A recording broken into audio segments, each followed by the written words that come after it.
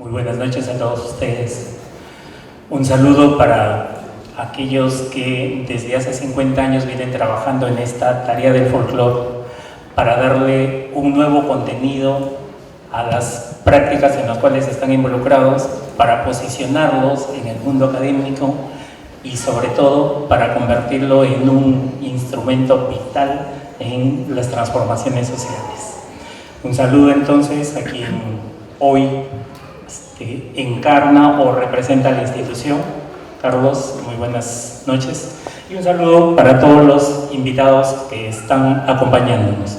También para todos los presentes.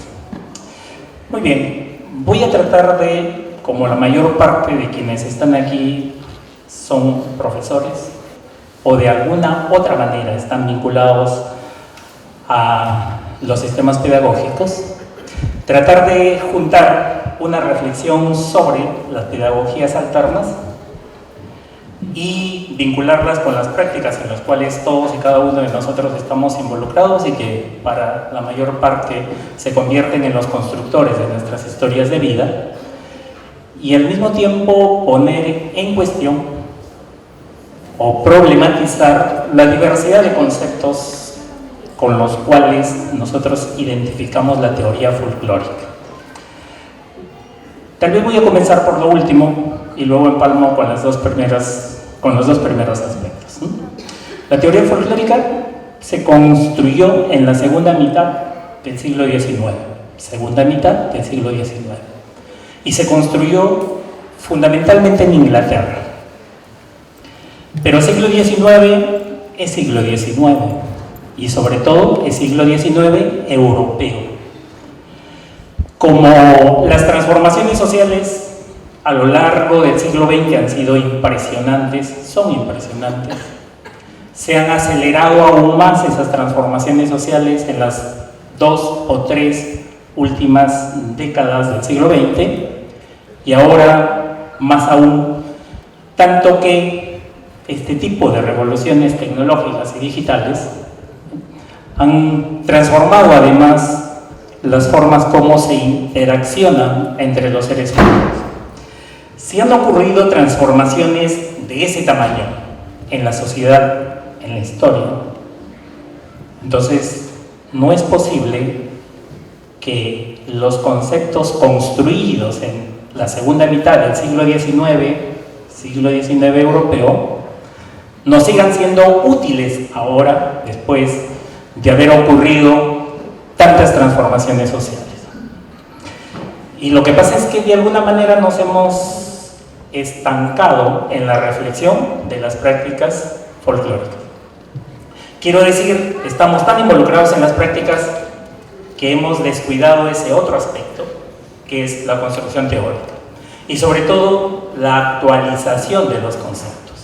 Cada uno de ustedes, cuando va a un curso de teoría folclórica, le van a hablar de toms, de lore, del pueblo, ¿sí? Pero cuando ustedes profundizan un poco más, se dan cuenta que lo que hacen en la práctica no tiene nada que ver con los conceptos que reciben. Y entonces, ¿qué es lo que está ocurriendo? Y eso es lo que quiero que esta vez me acompañen un poco a pensar, para ver si es que de la propia práctica en las cuales están involucrados, en realidad estamos dejando muchísimas vertientes, muchas variables que no están en la teoría. Y a ver si cada uno de ustedes se convierte en constructor de sus propias teorías. Quiero decir, en aquellos que no solamente van a aportar desde el mundo de las prácticas, sino que también reflexionando sobre sus propias prácticas van a aportar conceptos y van a transformar, problematizar y actualizar todo aquello que hasta el momento conocemos como teoría folclórica. Muy bien. Preguntemos primero dónde son los lugares en los cuales se realizan las prácticas folclóricas. ¿Dónde? Y quiero referirme directamente a sus prácticas. No piensen en la teoría que les dicen están en tal lugar. No, en las prácticas. A ver, ¿dónde se realiza? ¿Dónde se posicionaron los primeros representantes, los más visibles en términos históricos, de las prácticas folclóricas? ¿Dónde están? ¿Quiénes son? ¿Dónde realizaron esas prácticas? Y entonces uno puede repasar la historia de cada uno de los grupos de danzas folclóricas. ¿Y dónde se ubicaron ellos? ¿Dónde? A ver, ¿dónde lo hicieron? En las ciudades. En las ciudades. ¿Dónde fue que la mayor parte de nuestros representantes de la música folclórica lograron consolidarse como los íconos de la música folclórica? ¿Dónde? ¿Dónde se ubicó Flor Pucarina? ¿Dónde el Picaflor de los Andes? ¿Dónde Pastorita Guaracina? ¿Dónde el Jilguero del Huascarán? Estoy refiriendo a los personajes más representativos. ¿Dónde? En la ciudad. ¿Dónde se ubicaron los grupos de músicas folclóricas? ¿Dónde? ¿Dónde se ubicaron los grupos de guaylas? ¿Dónde? Los de sayas y caporales, los de marinera norteña, tondero, bueno, y ahora que han entrado dentro de ese grupo los de marinera limeña. ¿Dónde? En las ciudades. ¿Sí? En las ciudades. ¿Dónde se organizan la mayor parte de actividades por la Virgen de la Candelaria, por ejemplo, por Joyoriti, por el Carnaval de Cajamarca, por el Tarpu, por el Puyay? ¿Dónde? En las ciudades. En las ciudades. Quiero que más o menos ustedes vayan pensando dónde se dan las prácticas. ¿Dónde? Los conjuntos universitarios. San Marcos está cumpliendo este año 50. El grupo de la Universidad Católica está cerca por allí. El grupo Folcuni también. Los de la Cantuta son después. ¿Dónde lo han hecho? En las ciudades. Y miren que cuando yo comienzo a hablar de ciudades, cada uno de ustedes comienza a poner su cara de decir, lo que pasa es que la teoría me dice que tienen que estar en el campo. Los que asisten a la Virgen del Carmen Paucartambo, por decir, la mayor parte de los grupos que participan en celebración de la Virgen del Carmen, ¿de dónde salen? ¿Son de Paucartambo? No son de Paucartambo. La mayor parte de los grupos o de las payas que se van a Cajatambo a celebrar la Virgen María Magdalena, ¿de dónde salen? ¿De dónde salen las payas? ¿Dónde lo hacen? Aquí en Ingeniería. Y además les pagan para que vayan a representar a las payas. Los del Carnaval de Cajamarca, los de carnavales, todos los carnavales amazónicos, ¿de dónde salen? En la ciudad. Entonces creo que tenemos que ir buscando otro tipo de interpretación, una hermenéutica distinta que nos permita reflexionar más allá de aquellas cosas que a mediados, que la segunda mitad del siglo XIX nos dice la teoría folclórica. Es verdad que nos pueden servir de elementos de inspiración para construir, para elaborar, para inventar danzas. Es verdad, el campo es muy útil para eso, como inspirador, como referencia. De la cantidad de danzas que se han trabajado aquí en los cursos de capacitación, por ejemplo, ojo que no estoy diciendo que aquí es donde se van a hacer eso, porque solamente estoy tomando como un ejemplo, porque ustedes van a la Escuela Nacional Superior de Folclore y es exactamente lo mismo. O a cualquier lugar de capacitación. ¿A dónde vienen? ¿De dónde salen la cantidad de profesores que en enero, febrero vienen a capacitarse? ¿De dónde? Vienen a las ciudades a capacitarse. ¿Qué quiero decir con esto? Que las ciudades se están convirtiendo en un nuevo topos para aproximarnos a entender la sociedad y la realidad de estos tiempos. Pero están en la ciudad y no son cualquier ciudadano común y corriente que tiene su ciudadanía entendida como la capacidad para ubicarse en términos de defender sus derechos y de cumplir con sus obligaciones. No estamos hablando de eso. Ese tipo de ciudadanos son aquellos que forman parte de una centralidad, de un centro de poder. Todos aquellos que estamos involucrados en eso. Todos aquellos que formamos parte de los sistemas educativos, formamos parte de un centro de poder. Y tienen sus propias reglas y tienen sus propias normas. Pero la mayor parte de los profesores y profesoras que están involucrados en este mundo, ¿qué es lo que hacen? O por quienes son contratados. Y cómo así construyen sus coreografías, construyen sus vestuarios y cómo así inventan su música. ¿Sí? Porque a estas alturas ya no nos podemos estar autoengañándonos para decir que en realidad esta danza se da en el lugar X, en tal fiesta, en tal lugar, porque hay infinidad de ejemplos en los cuales nos han dicho que allí estaba y esa danza nunca estaba allí. Y ese vestuario nunca estuvo allí. Entonces, ¿qué es lo que está pasando? Por cierto, no les estoy diciendo que lo que hacemos es algo que está reñido. No. Nada que ver con esa cosa. Al revés. Y vamos a ver por qué es al revés. Lo que pasa es que la mayor parte de los que estamos involucrados en estas prácticas entonces, actuamos de manera marginal. Actuamos en un mundo marginalizado.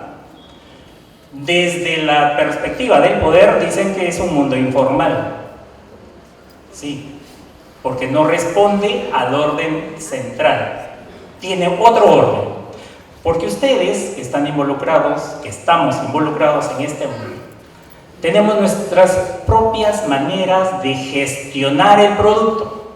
Tenemos nuestras propias formas de elaborar nuestras coreografías y de resolver problemas propios de la experiencia en el sector educativo. ¿Qué quiero decirles? Nos ponen una danza X, han recibido su capacitación, tienen su coreografía, tienen la música, tienen las referencias, pero cuando les dan para que trabajen en un colegio X, puede ser que el colegio solo sea de mujeres. Puede ser que el colegio solo sea de varones. Porque además les van a decir, oye, tienen que bailar todos. Porque como cada uno de ellos tiene que pagar, así que tienen que estar allí. Lo que hace con todos estos nuevos elementos es que todo lo que recibimos en la capacitación es un elemento de referencia importantísimo porque les permite a ustedes tener una herramienta con las cuales ubicarse en un espacio laboral. Pero lo que van a hacer allí es resolver problemas concretos, problemas de la experiencia, problemas reales. Y entonces, si además les dicen, sácame esta danza en 15 días, porque en 15 días es el Día de la Madre. Así que tienen de todas maneras que sacar esa danza con todos los alumnos, bailen o no bailen. Así que tienen que inventarle posiciones, tienen que inventar personajes, tienen que adecuarse a lo que el mundo de la experiencia les está exigiendo.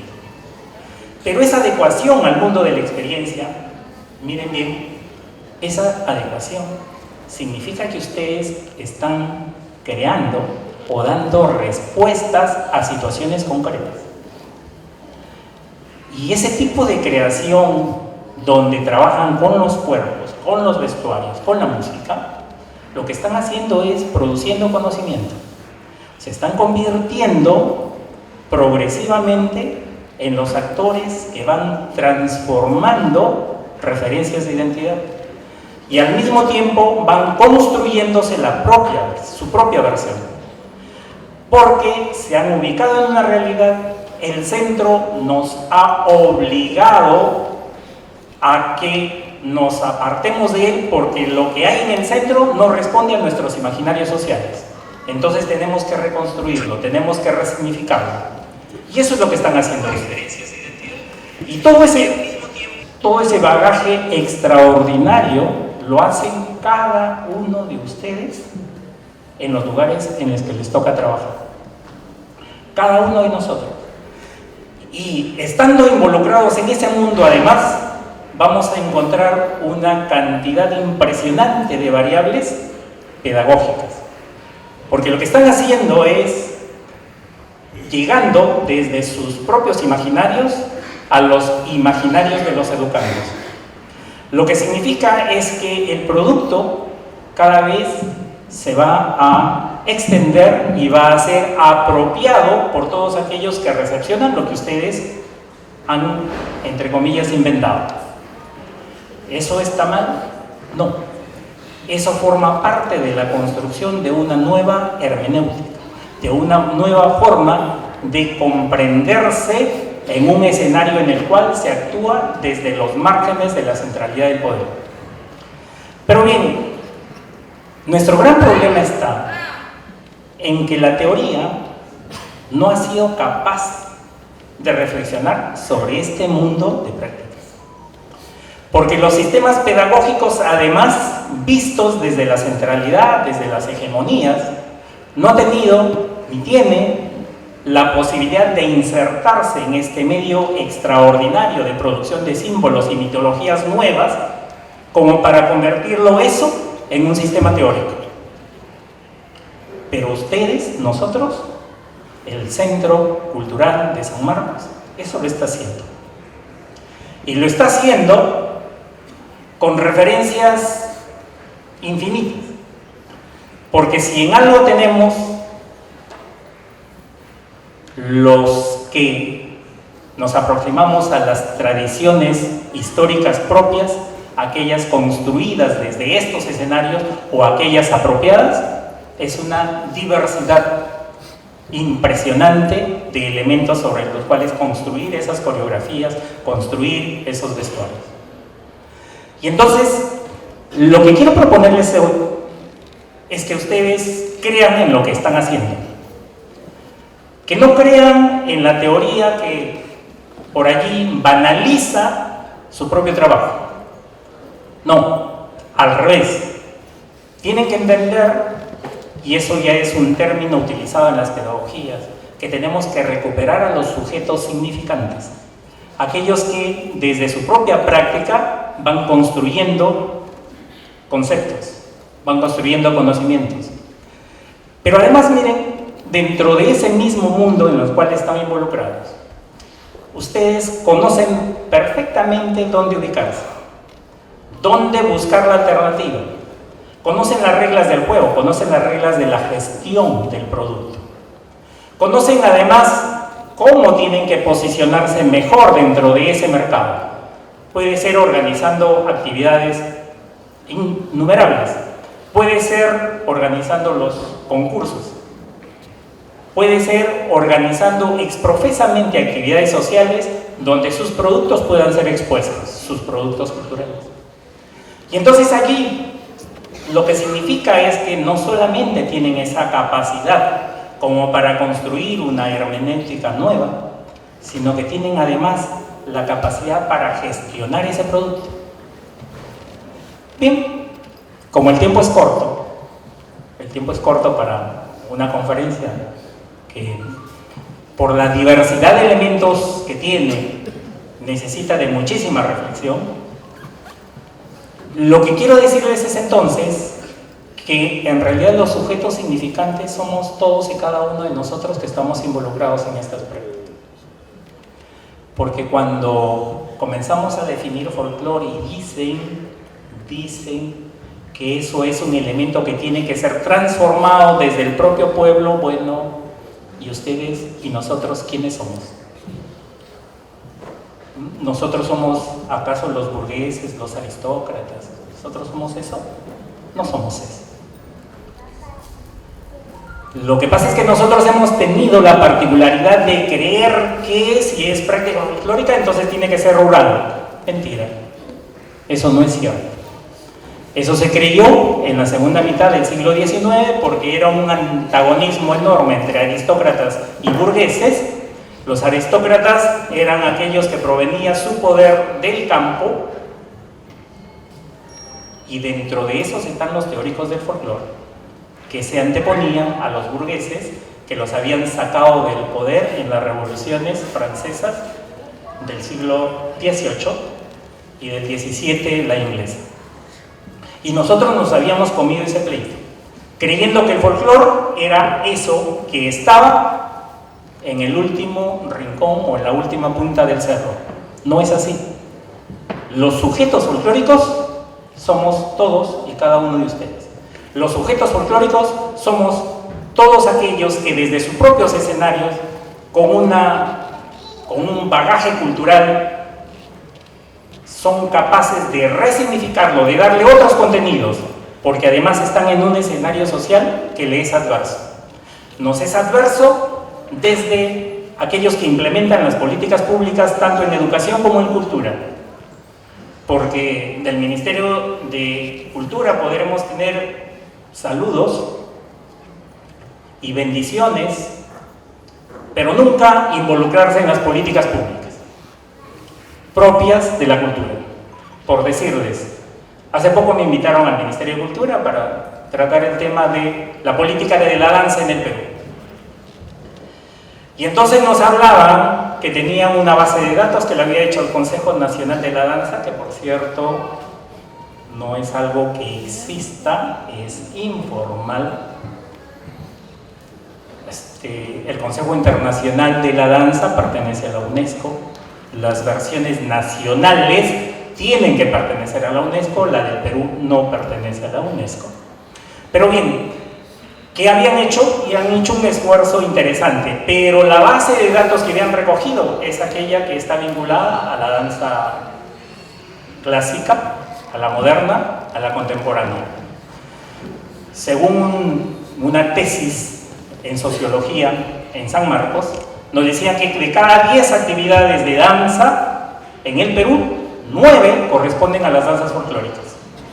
Y entonces les decía, ¿por qué se extrañan que no tengan éxito sus políticas públicas sobre la danza si están implementadas sobre el 10%? Y lo que pasa es que el Ministerio de Cultura no entiende que las danzas folclóricas son danzas. No lo van a entender, no lo van a comprender. Pero los que están involucrados, los que estamos, y además pensando un poco más allá de aquellos parámetros que nos establece el mundo académico peruano, actualizándonos un poco más en la teoría, entendemos claramente que todos los seres humanos somos artistas. Que todos los seres humanos somos artistas. Que en algún momento, por razones de hegemonías y de controles sociales, nos amarraron, nos volvieron sujetos y dejaron dormido toda esta capacidad artística que cada uno de nosotros tenemos. Entonces, lo que de alguna forma estamos haciendo, instituciones y ustedes que están en proceso de capacitación, es despertar ese artista que tenemos. Y ese artista que tenemos, como toda condición del arte, siempre es altamente creativo. No le tengamos miedo a la creatividad en las prácticas folclóricas. No le tengamos miedo a la creatividad en las prácticas folclóricas. Todo el tiempo se han creado las danzas folclóricas. Todo el tiempo. El Inti Raymi lo hizo un coreógrafo argentino. Todo el tiempo hemos creado nuestras prácticas folclóricas. La mayor parte de las danzas que se presentan en el Perú en los años 60 le pusieron coreografías. Y ahí estaban personajes muy representativos del folclore nuestro. Ahí estaban. Porque cuando se pusieron a trabajar sobre las danzas que querían colocar en un escenario y decían, bien, voy al pueblo tal a ver su fiesta tal. Muy bien, ¿y qué es lo que encontraban? Encontraban los grupos de música y la gente que salía a bailar en la calle o en los alrededores, pero todo como un pasacalle. Y entonces cuando dijeron, y esto tenemos que llevarlo al escenario, sí, tenemos que llevarlo al escenario, pero al escenario no vamos a llamar pueblo A, viene la música y van a pasar como un pasacalle en el escenario. Pueblo B va a ser lo mismo, pueblos, no. Y entonces ahí se pusieron a crear o a inventar una coreografía para cada danza. ¿Y eso lo hicieron en dónde? De nuevo, en las ciudades. Así es que este proceso en realidad tiene larguísima data. Que hay algunas que sí responden a lo que los teóricos del siglo XIX planteaban, sí, hay algunas. Pero de la cantidad de danzas que tenemos, ¿qué porcentaje lo van ocupando? Porque además esas coreografías de ese tipo de danzas son siempre transformadas, siempre resignificadas, siempre además, y eso lo exige lo social, acelerándose cada vez más, volviendo complejas las figuras coreográficas, de manera tal que cuando lo coloquen en un escenario presenten algo que va a ser llamativo para los que lo van a observar. ¿Se imaginan ustedes la reiteración infinita de una danza en las mismas condiciones? Eso quiso hacer el Argentina. Hace 2, 3 años explotó y hoy todo ese trabajo que hicieron para dar cuenta de los movimientos corporales mínimos y de las figuras coreográficas fijas, todo eso han tenido que volver a trabajar y dejar que los alumnos comiencen a ser más creativos en sus procesos de enseñanza, en sus procesos pedagógicos. Entonces, esto, digamos que es altamente complejo, sí. Digamos que esto no está en la teoría, sí, no está. Digamos además que esto se contrapone totalmente a todos los marcos teóricos de la teoría folclórica. Claro que sí. ¿Y cuál es el problema? Así como a cada instante, en cada nueva oportunidad que tienen para resignificar sus coreografías, para dar cuenta de sus coreografías, así también eso debería significar nuevos procesos teóricos, nuevas formas de teorizar sobre cosas que la experiencia vital me está dando. Porque ustedes ya deben haber experimentado que no es lo mismo que les den un aula tal para que hagan la danza X que el colegio tal para que hagan la misma danza. Saben perfectamente que eso no es así. Lo que significa es que estamos obligados a reinventarnos constantemente. Si no fuera esa capacidad de reinvención, el folclore no tendría el dinamismo y la trascendencia que tiene en estos tiempos. El folclore no sería ese elemento o herramienta de transformación social de muchas de sus expectativas. Ustedes allí van colocando sus sueños, sus sufrimientos, sus emociones y los van convirtiendo en mensajes culturales. Los van convirtiendo en elementos que además son compartidos por estas nuevas generaciones que recepcionan lo que ustedes les están ofertando. Y eso no responde ni a la centralidad del poder nacional ni a la centralidad del poder internacional, al margen de que lo que están ofertando pueda ser el producto de la apropiación de diversidad de tecnologías corporales que les oferta el mercado cultural del mundo. Al margen de eso, porque siempre tendrán su sello de identidad. Y entonces, esos elementos que van construyendo, al mismo tiempo responden a un lenguaje común. porque todos los que estamos aquí, de alguna manera somos cómplices en eso que cada uno de nosotros hacemos en los colegios, o en los centros educativos, o en nuestros grupos de danza. Todos somos cómplices, todos sabemos cómo son las cosas. Pero ese saber el cómo son las cosas, hoy lo que les estoy diciendo es que son elementos fundamentales para la construcción de una teoría nueva, de una teoría que actualice la teoría folclórica. Lo de la segunda mitad del siglo XIX, que se quede allí como un referente histórico de la forma como se construyó la teoría folclórica.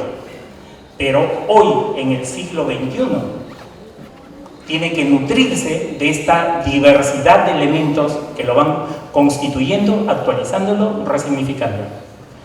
Pero no solamente van por ese lado, sino que además todos esos forman parte de nuevos procesos pedagógicos.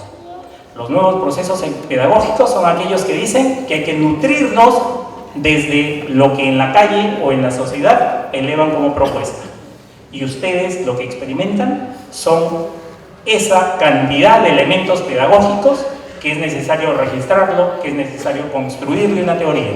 Y una teoría que además va a nutrir toda la teoría pedagógica que manejan aquellos que implementan las políticas públicas en educación. Entonces, lo que se hace es un elemento ciertamente trascendental. Que desde la teoría no nos señalen a ningunos que están traficando, que están comercializando, que están haciendo. ¿Y cuál sería el problema si lo hacen? ¿Cuál? Cuando hay ese tipo de señalamientos, no pasan de ser disputas de mercado. No pasan de ser disputas de mercado. Aquel que quiere nuevo posicionarse va a decir que el otro está traicionando a la tradición. Claro, sin saber qué cosa es tradición, porque tampoco es un término que lo hayan problematizado. Creer que la tradición es una repetición infinita a través de todas las generaciones de los saberes que en algún momento lo construyeron una generación primaria. Eso no es cierto. Eso está totalmente cuestionado. La identidad es algo, además, que no es fijo, ni es un referente, ni una camisa de fuerza sobre los cuales cada uno de nosotros tenemos que guiarnos. No, señor. La identidad es un proceso de construcción constante. Y a ese proceso de construcción constante es donde están apuntando todos ustedes, o todos nosotros.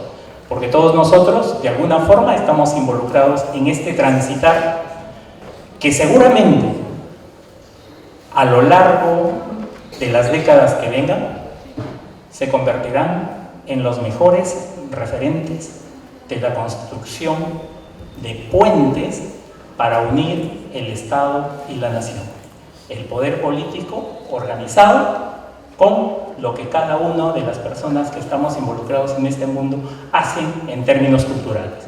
Ustedes, nosotros, somos los que marcamos esas diferencias. Y entonces, creo que ya me pasé del tiempo. Espero que las reflexiones les hayan sido útiles.